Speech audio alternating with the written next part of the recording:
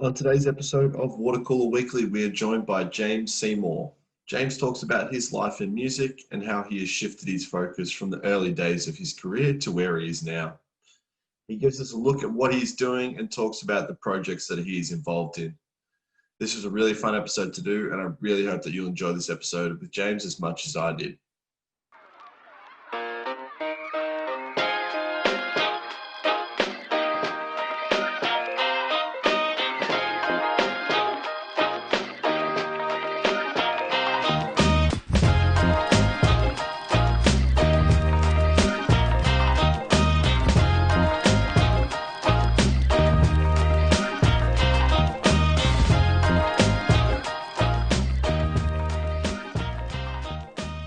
It is now my pleasure to welcome on the audio engineer at Small Time Bar in Brunswick, Victoria, James Seymour. James, how are you today, mate?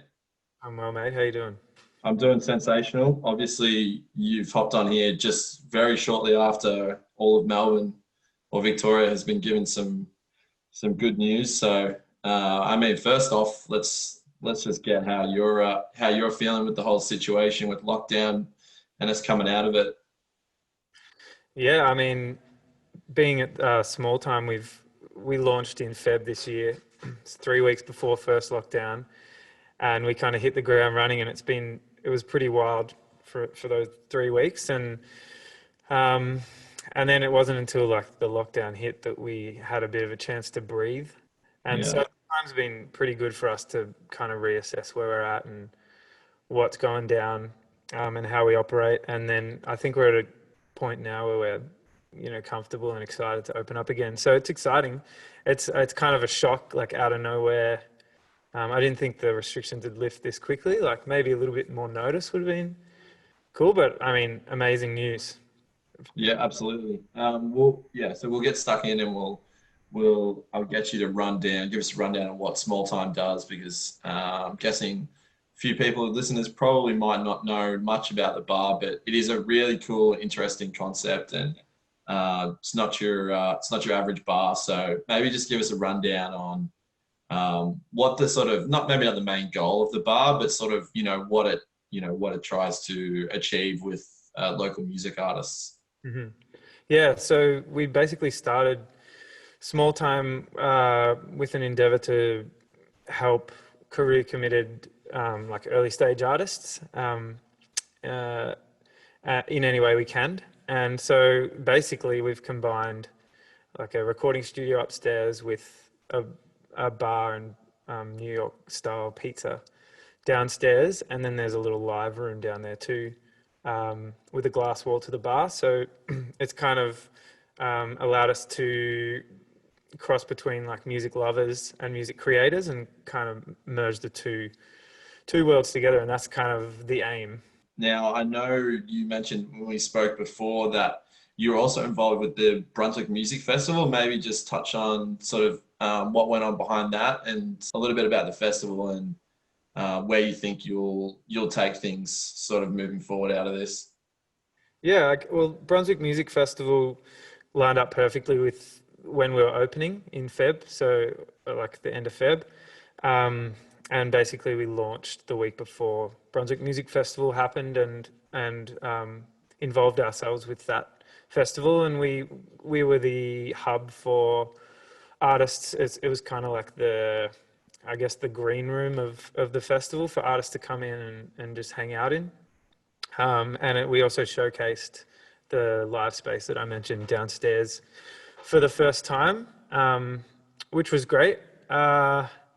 And then I guess you're definitely right. We're looking at it as like a second opening. We went pretty hard on the on the bar side and the performances. We were doing performances every night, which was incredible, but it just kind of left us, not much rope to pull on with the other parts of the business that we wanted to kind of, we want to be impactful for early stage artists. So this time has allowed us to kind of rethink exactly how we can do that. Things like incorporating more educational sessions and podcasts and things like that out of the studio, allowing artists to kind of release their music through a live show there, and to also kind of workshop and songwrite in the studio upstairs, as well as, produce some new tracks. And so we're kind of building this new framework that kind of dips its toes in all of those things, in order for the artist to kind of come to us and be able to, get the most out of what they're trying to do, rather than this kind of curated path on Mhm. where they should be going. We want to work side by side with the artist, and make sure that they're, doing what they want to be doing with their careers, basically. Yeah, I think one of the most interesting things about this time is how it's given probably almost every business, whether that's, a food shop, a bar, music related, whatever it is, it's given them a time to think and plan about, what else can we do to maybe prevent uh, being caught out by something like this again. So I think it is really interesting that, that you mentioned that you hit the ground running, everything's going great, but you're kind of like, not obviously not relieved. You don't no one wanted the doors to close, but you can sort of look at it, and rather than sort of just go like, oh shit, like what are we gonna do now? You're like, perfect. All right, let's look after X, Y, and Z, and plan better, or work smarter, not harder, if you could say that. Yeah, totally. Yeah, absolutely. Um, yeah, I think it's been good for all creatives too, to kind of, realize what's kind of important to them, and kind of look at their, like, I guess, being a musician myself, it's a good time to, know what's important, and know what you could be prioritizing, and that's like within the business or within life, really. Um, you know, Times like this, where you have all this time to kind of think about things like this. Um, I feel like you rehash kind of what is important, and then, I mean, that's what I've got out of this little period anyway. It's been great in terms of that, and yeah, I'm looking forward to everything opening again, but I'm pretty keen to also take my time when it does. Yeah, no, that's interesting you say, and we'll get into to your the music side of your career after this. But I'm very much the same in that you sort of see everyone now is like just saying like get on the beers, like just they're like, oh, I'm gonna absolutely sprint into this. But I think I'm definitely one of those people who's probably gonna maybe dip my toe in. Like I definitely don't see myself sort of rushing back to normal life, because much like you, I've taken a lot out of this. I've taken a lot out of this time, despite it being pretty tough for people sort of living by themselves like me. So it is interesting that there are people sort of like you and me who have maybe a different approach to most people today, which is let's just get back to the pub and get written off. But anyway, we'll jump into your music career. I guess the first thing I would probably ask is sort of maybe how you started out, maybe the first moment that sort of, not maybe music didn't grab you, but the first moment you found music and you took a shine to it. Yeah, that's a big question. I mean, Yeah. I feel like there isn't one moment where I just kind of latched onto music. I feel like it's kind of always been there. Um, I went through primary school learning piano, and then high school I played in a big band on trumpet, and then out of high school I picked up the guitar and singing, and got into like the band world. And so I guess rather than it's always been there, and it's just kind of evolved into what I like listening to, and what I like to write and express through my own music. So yeah, and I guess that whole time it's just been developing up to where I am now. Yeah, exactly. Well, maybe touch on the first, you mentioned you're in a band there. Maybe touch on sort of the first band experiences that you sort of had, and maybe something you took out of it. Yeah. Well, I guess out of high school I started playing in a band off the back of writing a couple of songs, and we had just no idea what we were doing, which is kind of good in a way, because like you said, you dip your toe in, and you learn some things, and you get shot down, and then you don't do that thing again. So I guess that's, I don't look back on times in my first band and be like, these are amazing songs. We had a great time, and like we made some mistakes and did some, we signed a crazy little record deal that we went and got lawyers for, and like spent thousands of dollars, which was a lot for a 19-year-old. And then nothing really came out of it. And then we went on tour across Australia and supported some great bands. And then our guitarist just left, and then our label and management and booking agents just dropped us. And then at the time you're like, what the hell? Our music's amazing. And, there's this like ego around your music, but I definitely look back on that time now where it's like 10 plus years ago, and I wouldn't be here where I am now doing the music I am now without going through that process. And I think that's been pretty valuable. But yeah, so then after that, there was another band that I was in called Swim Season. And there was five of us, and we all kind of had a equal share in the songwriting and financial and all that kind of stuff.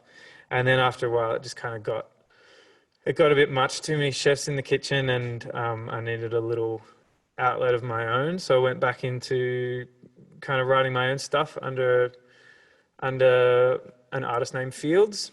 Mm-hmm. And that's what I'm kind of that's still my artist name now. So that's what I've been working on the last couple of years. Okay. I have one question just about the first band there. What, being a 18, 19-year-old and signing a record label or record deal, I'd be interested to know what your thought process was then, because I know what I was like at that age, and I think it would have been fairly easy for me to sort of get a little bit maybe ahead of myself. So I'm interested to see what maybe you particularly, and then maybe the band itself. I mean, I was like, any opportunity that I got through an email, which like they pitch it to you, so it's super exciting. You're like, hell yeah, why wouldn't I do this? And yeah, I was like all guns blazing. I would be like, I'm not going to get an opportunity like this. Let's jump in and do it.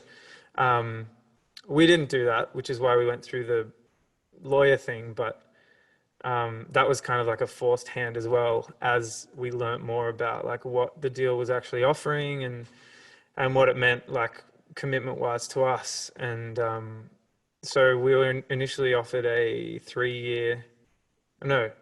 2-album or 3-album deal or something, and then we eventually got it down to 1 EP, which is perfect, which is what we did. But 3 albums would be like I've released 1 album and it's 10 years later, you know what I mean? So Yeah. it would have been kind of locked down. So yeah, it was a massive learning curve, but I was definitely like, let's do this. So I had Sam from City Calm Down on. He talked about the first album that they did. That that took, like he was saying, like 3 to 4 years. I could not imagine signing a 3-album deal. Like, there's got to be. Is that common? Obviously, I have absolutely no idea. Is there something like that common for artists of that at that level?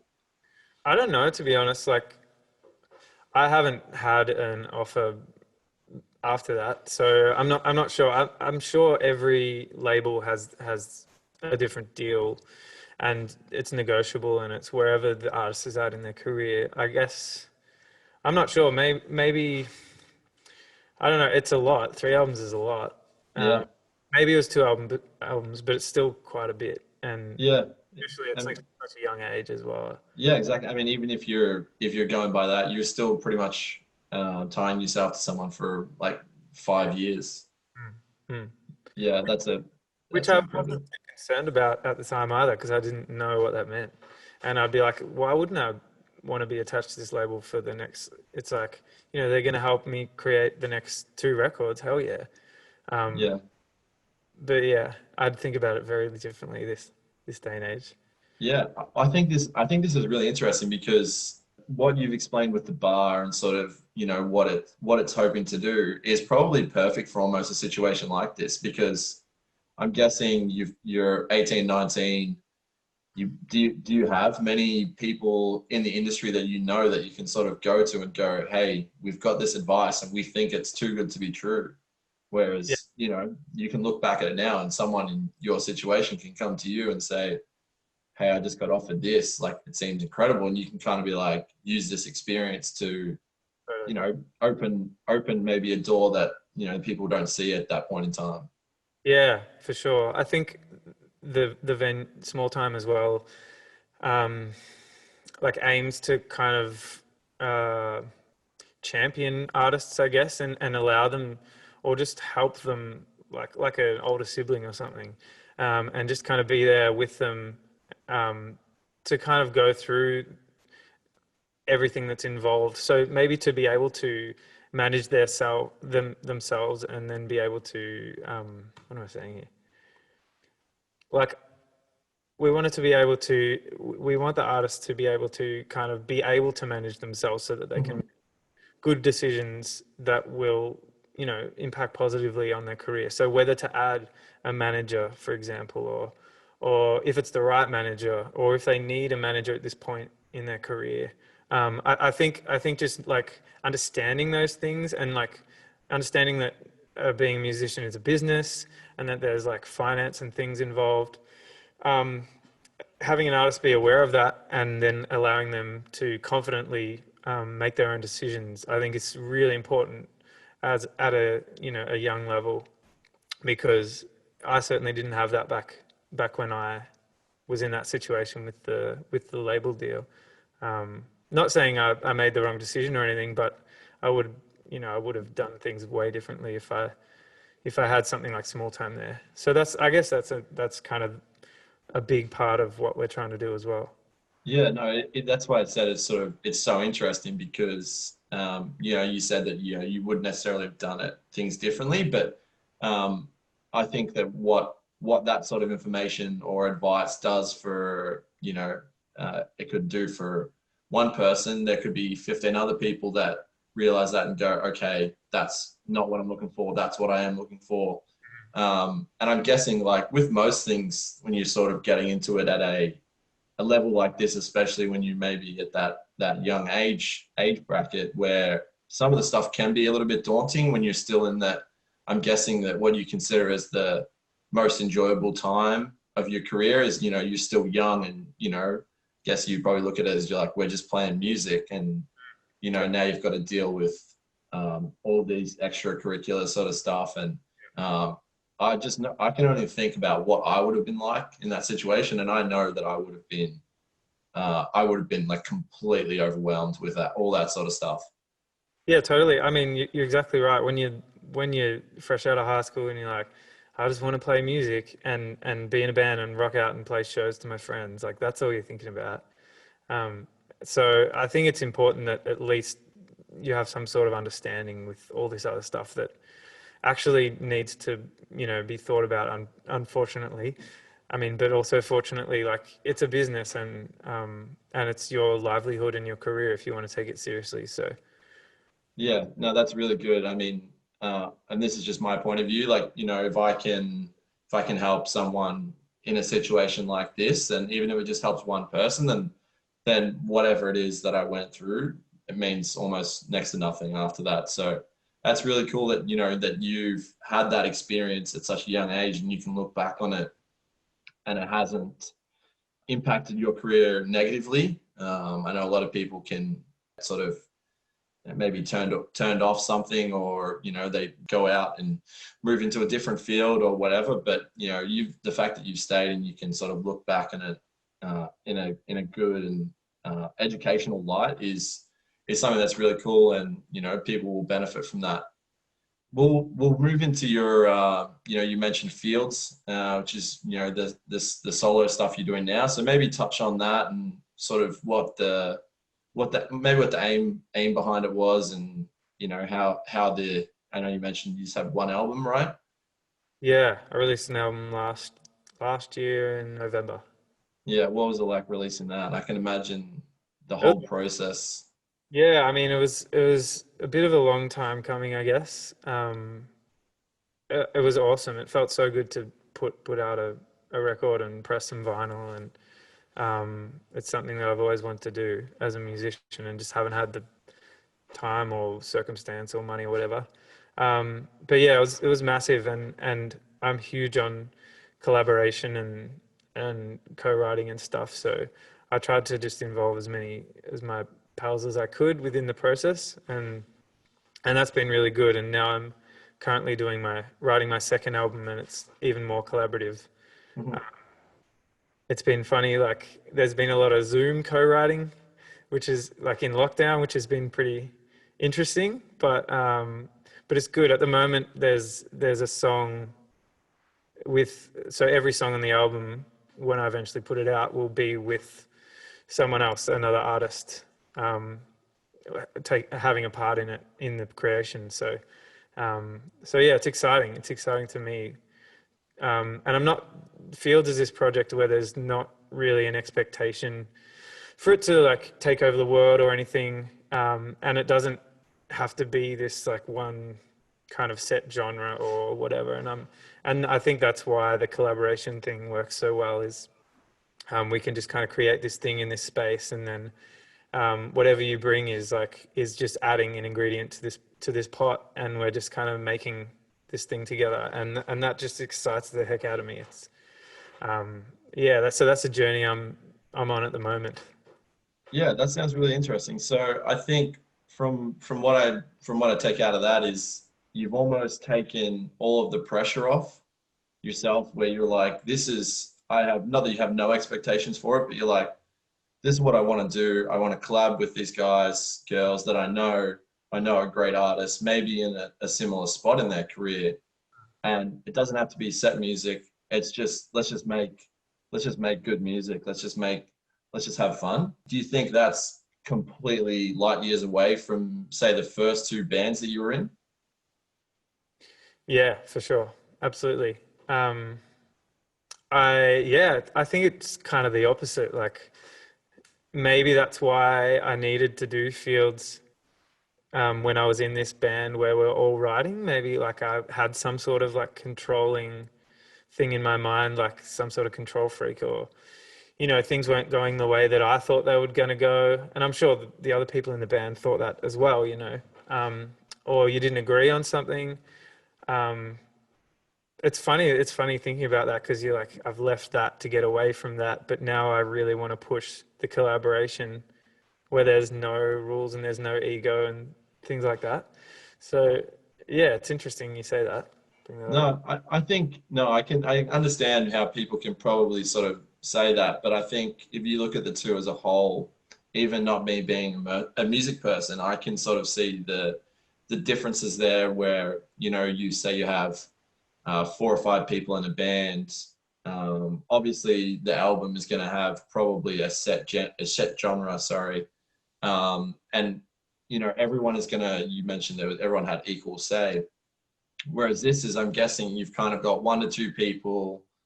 It's more of a, oh, this is something I was just working on. Like, let's see how this sounds. And then you can kind of come about it more organically, or am I just completely off on that? No, no, I think you're right. I mean, I guess the only expectation going in is that it's going to be like a field song. So I don't know if that influences, or sometimes not, but I don't know if that influences the person I'm writing with at all. But but yeah, it's interesting. It's definitely an organic process, and the no expectation thing is just more like not creating any boundaries to what you could create, I guess. Yeah, and where you can take it. Yeah, yeah, yeah. I think so. But sometimes, on the flip side, restrictions, like restricting your creative environment, is kind of good. I've gotten a Mhm. lot out of that kind of idea recently as well. Like being stuck in like my bedroom at the moment, creating in here. I've got like a guitar and like a toy synth, and that's it. But then you're kind of forced to just use that and like creatively work that into whatever you're trying to get out sonically, and sometimes that's like the beauty in the song, the fact that you're using a toy piano and then making it, within this song that you don't realize. And I realized it's a toy piano. It's just this like weird, funky little sound that actually makes the track. So like similarly, when you're writing with someone, I think restricting it to like a theme or whatever, an idea that they bring, is sometimes like benefits as well. Yeah, no, that's interesting because we had a discussion about my intro song, and you suggested that I sing, as you've heard me sing, and I have an absolutely just graceful voice. And you were like, I can just polish over that. I can just dub that and make it sound somewhat acceptable. But I think there is a fair bit of restriction on that on that kind of request. I don't know. I don't know about that. I feel like you can make anything work in its own little way. We might have to get the keyboard synth out one time, and we'll see what my pipes have got. Have a go. Um, do you do many collaborative works with, say, other people? So on for, say, their EPs or their albums and stuff like that. And do you find that that process helps you for your projects? Yeah, 100%. Um, I, for some reason, or I feel a little bit more comfortable in that environment. Um, I don't know why. Maybe it's because I don't have an expectation of it being anything. Well, maybe I just don't have an idea of what it's going to be, so I go in with a freer mind or something.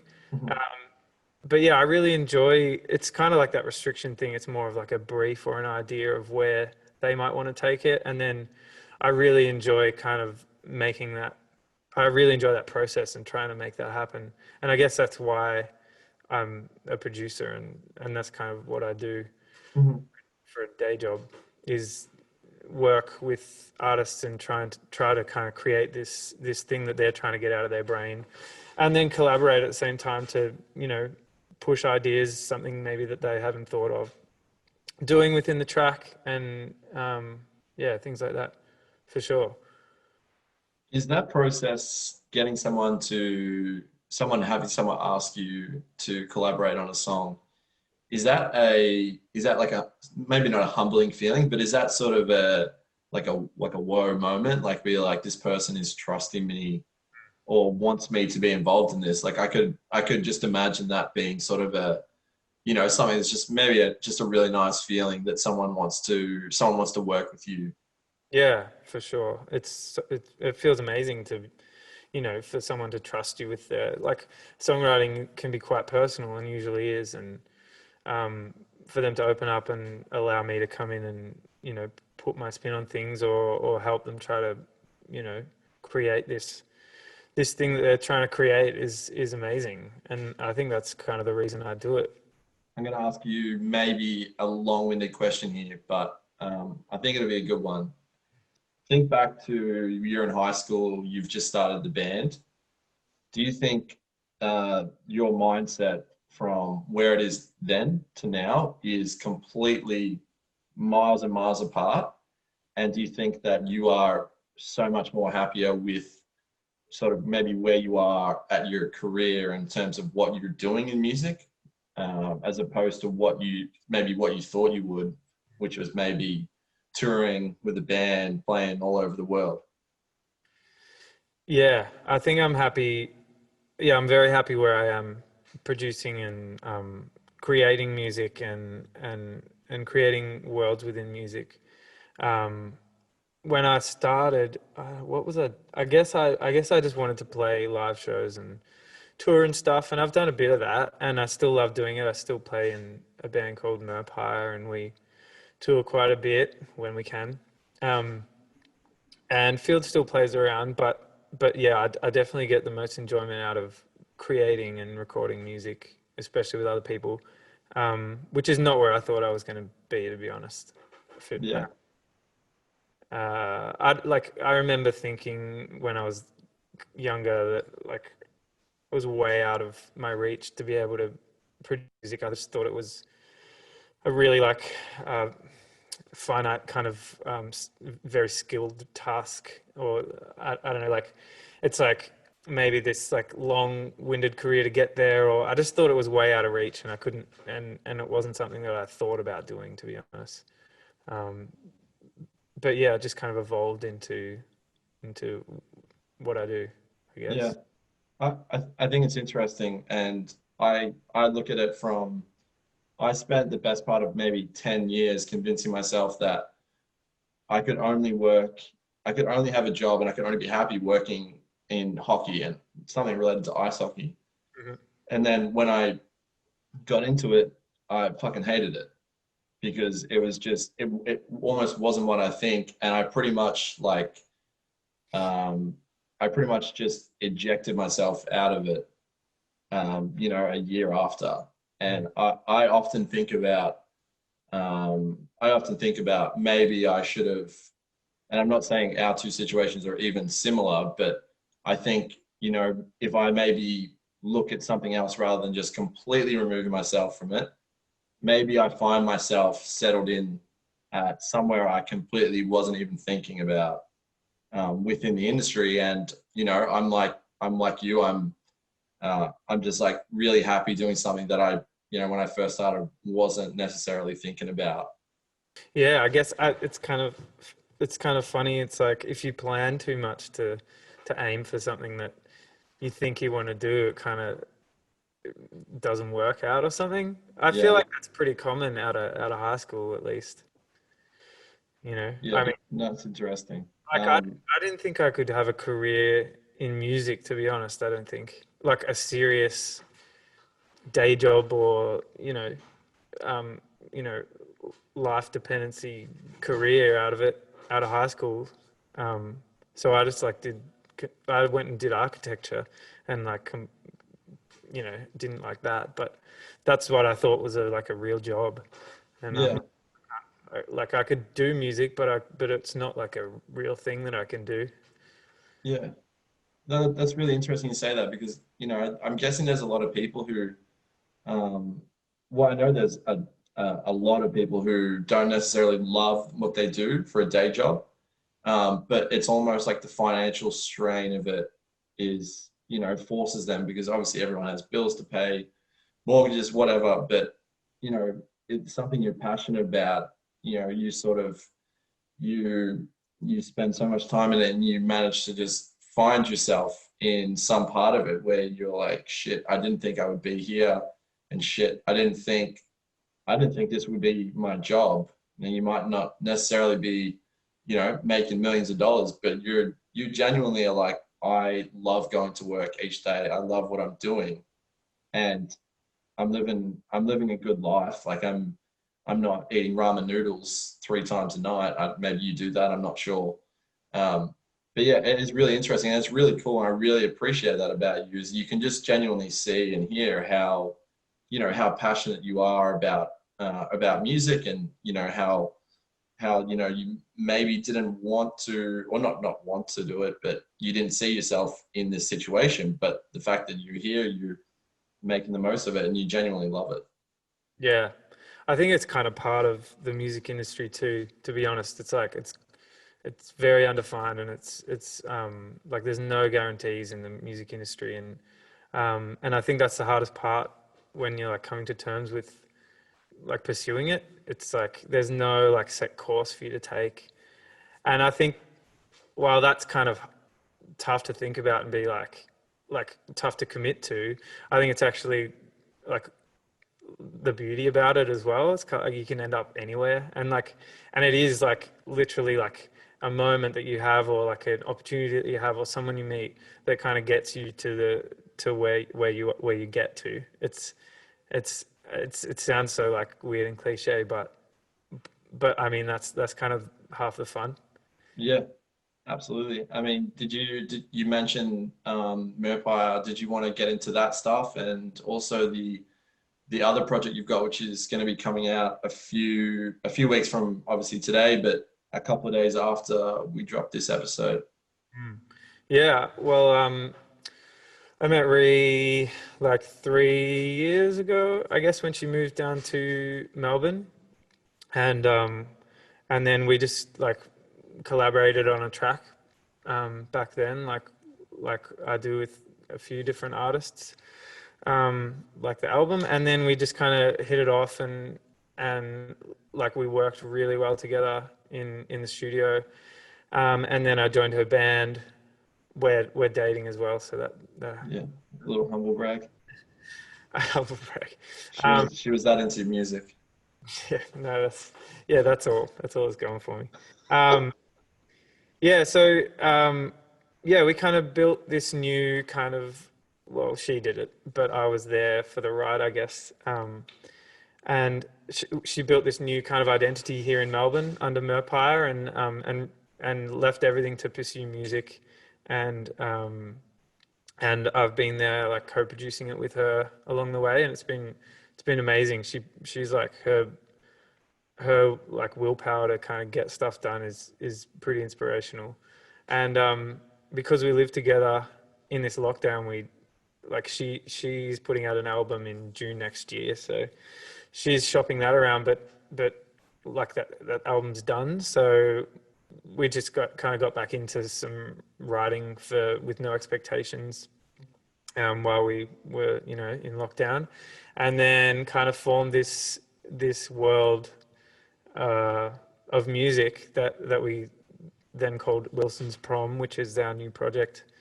So it's like Fields and Merpire presents Wilson's Prom, and it's this new artist, but it's not. It's like a separate thing to what we're doing, but we're presenting it, I guess, which is a weird thing to think about. But anyway, it doesn't have to make sense. No, it's your show, mate.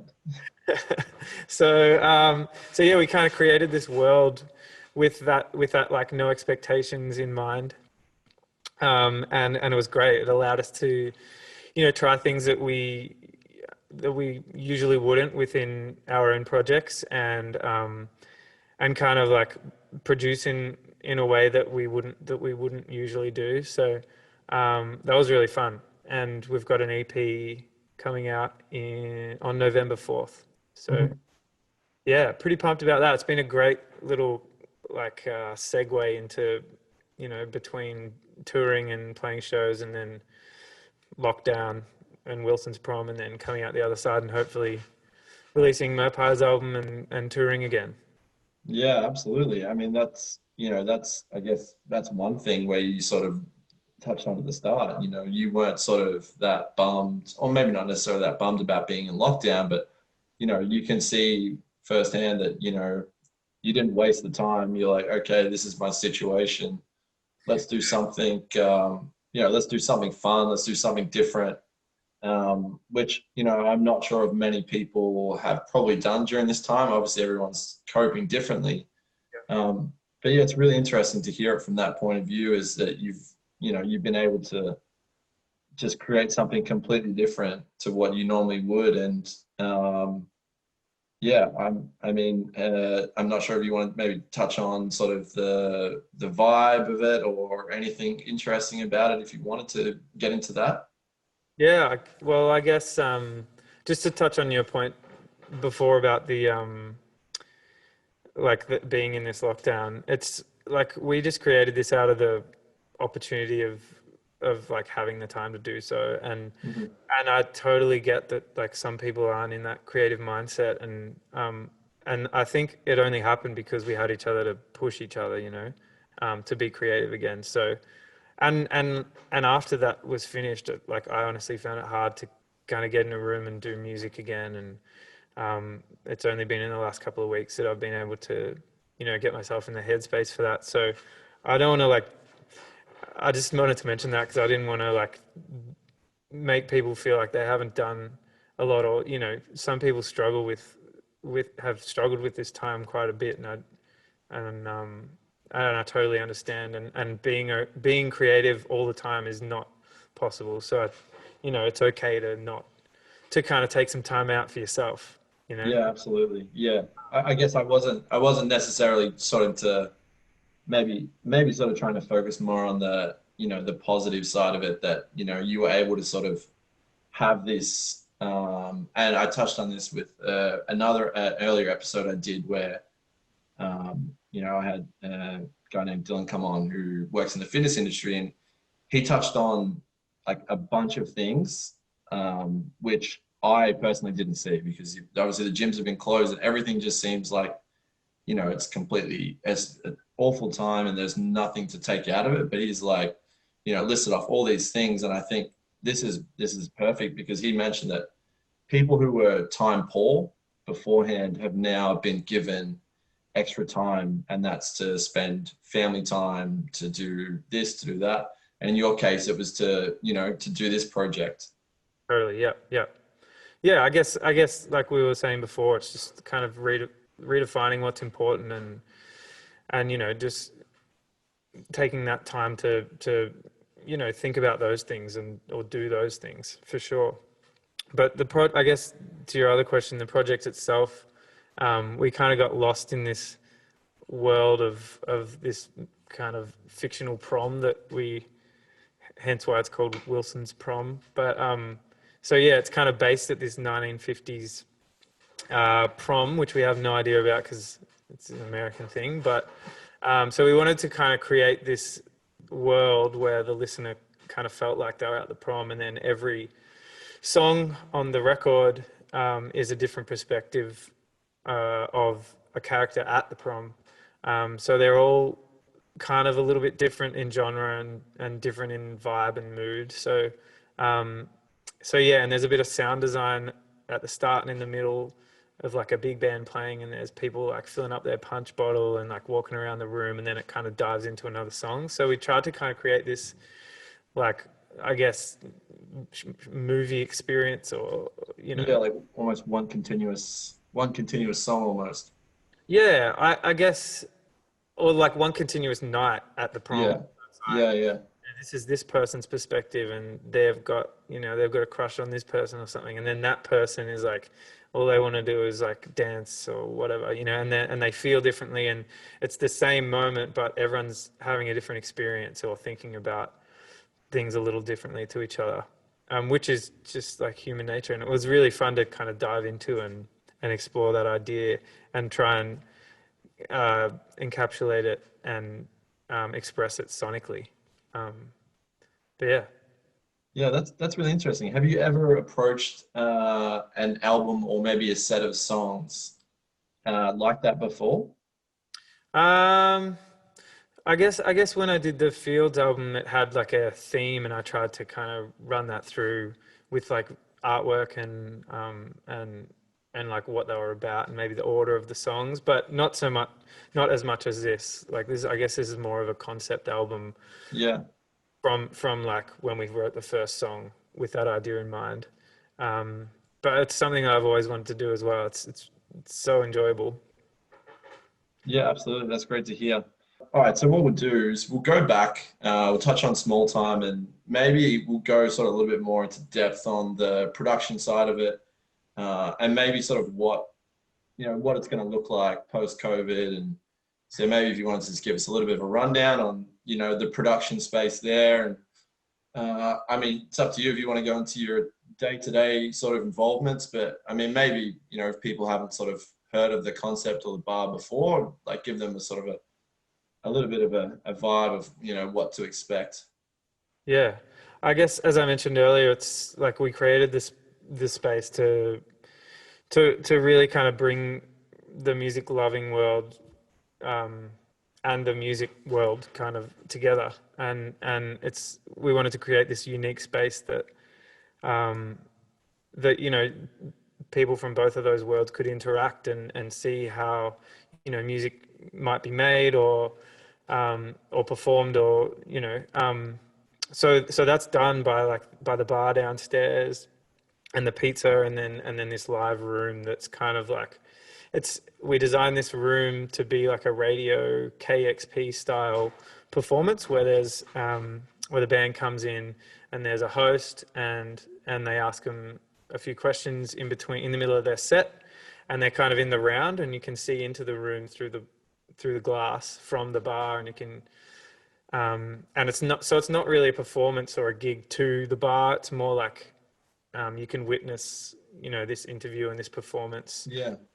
similar to KXP, I guess. So that's kind of what we dove into pretty heavily when we first opened, and it's been really great for people, for people to just come in and learn about an artist or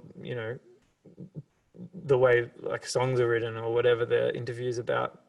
So, I mean that's the way we want to integrate um, that side of things. And then we're actually building another bar upstairs on the patio at the moment, which we're launching out of COVID, which is fun. So we'll be able to get more people into the venue.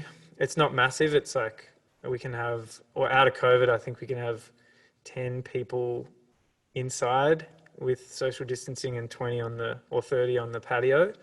And then hopefully without restrictions, it's about 100 capacity venue. So we do big New York style pizzas by the slice, and they're like 55 centimeters.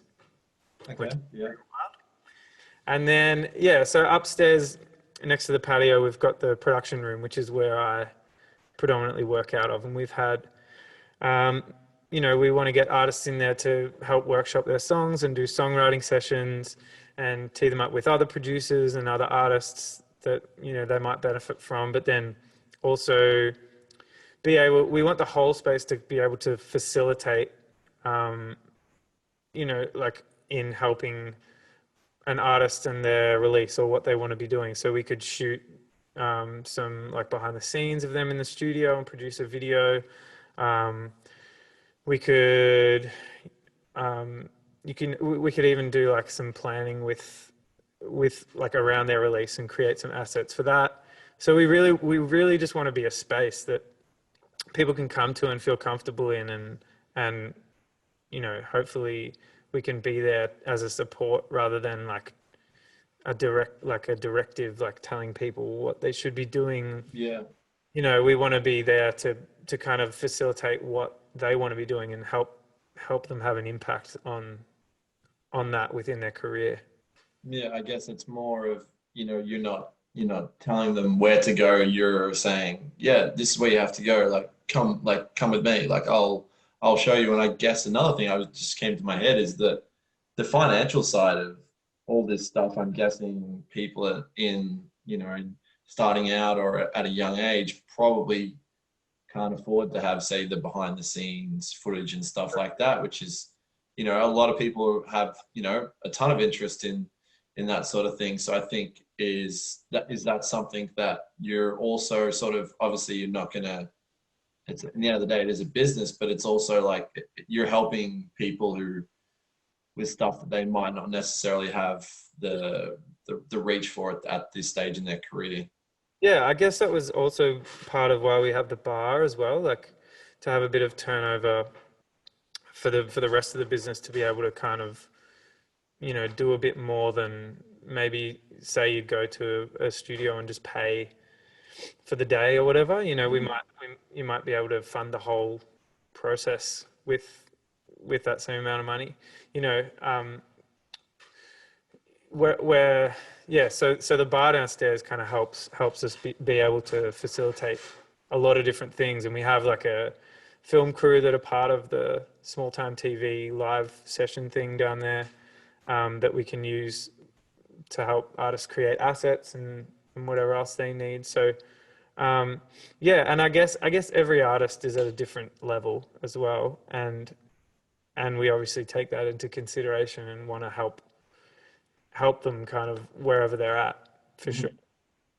Yeah. Oh, that's incredible stuff, and it's really good to hear. And I hope that I hope post-COVID, things start to take off, and I'll have to get down for a couple of slices of pizza, which is usually what I've been tucking into on the weekends during lockdown. Yeah, you just have to come in and enjoy that at the venue. Yeah, perfect. All right, mate. I just want to thank you very much for coming on. It was incredibly enjoyable chat, and hearing about your career and how passionate you are about what you do, and sort of how it's led you to this place, and the fact that a lot of what you're doing for your job isn't self-serving, and that's incredibly admirable. So thank you again. Good luck with the Wilson's Prom launch, and with the Merpire launch, and the second album for Feelds. Thanks, mate. Thanks for having me. My pleasure. All right, mate. Take it easy.